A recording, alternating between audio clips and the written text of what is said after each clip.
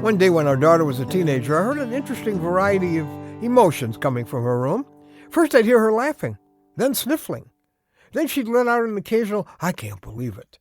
Finally, my curiosity got the best of me. I had to know what she was doing. She said, "I'm reading my diary, Dad." Well, as she was reading that diary, she was reliving a lot of great moments and some hard times, a number of lessons learned. You know, I've often wished I could go back and enter into how I felt at some key moments in my life. The problem is, I didn't write it down. I'm Ron Hutchcraft. I want to have a word with you today about the power of journaling God. Now, it really is true. If you want to keep something, write it down. Like a friend once told me, the weakest ink is stronger than the strongest memory. You know, in fact, when it comes to some of life's experiences, some of life's most eternally important experiences, writing it down shouldn't be optional. Your most important experiences in life are your personal times with Jesus Christ. They are what shape your life here. They're a foretaste of what your eternity is going to be about, being with Jesus. And this side of heaven, the primary place where you meet your Lord is in His Word, the Bible.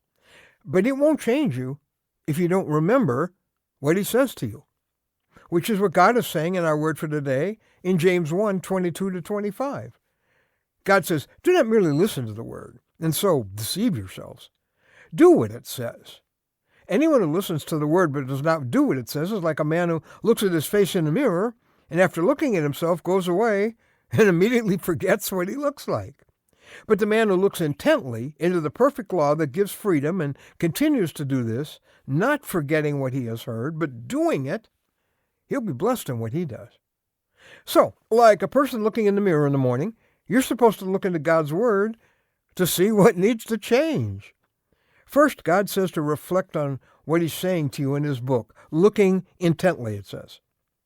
Then He says to remember what He's said to you, and that's usually the problem.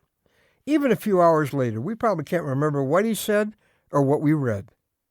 And these verses in James imply that we will only make spiritual progress if we are, quote, not forgetting what we heard from the Lord. That's why I tried something many years ago, keeping a daily spiritual journal. If I gave it a title, I would just call it My Times with Jesus.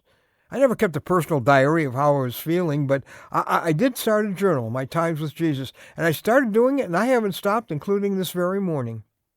Those entries in the notebook have turned out to be the tangible proof of God at work in my life. An album literally showing my growth in Jesus Christ. I really want to strongly recommend this spiritual journaling to you. As you browse back through it later on, you'll be able to see the pattern of God's leading as it's unfolded, and you'll find in it an incredible faith builder in the crunch times.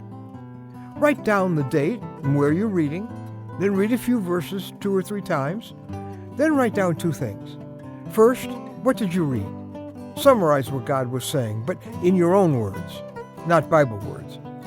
Secondly, write down what you're going to do differently that day because of what God said.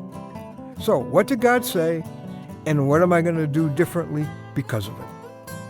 It's really exciting to keep a record of what God says and what He does in your life.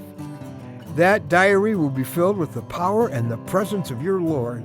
And when you're feeling discouraged or confused or alone, reach for the record and experience again the wonderful power of a journal that is glowing with your personal experience of God.